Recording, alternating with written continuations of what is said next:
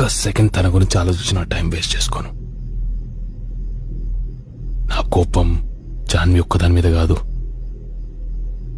నేను మార్చుకోలేని నా పరిస్థితుల మీద కూడా. మన స్పీకర్లో నుంచి రావాల్సింది పూత్తు కాదురా, ఇజ్జత్. మా సిటీస్ లో తిరిగేటోనికి కోటి సందుల్లో బతుకుతున్న మన మీద ఇజ్జత్. నాకు కూడా రివెంజ్ కావాలరా, కానీ మీరు అనుకుంటున్నట్టు కాదు. ఒక రోజు వస్తుంది,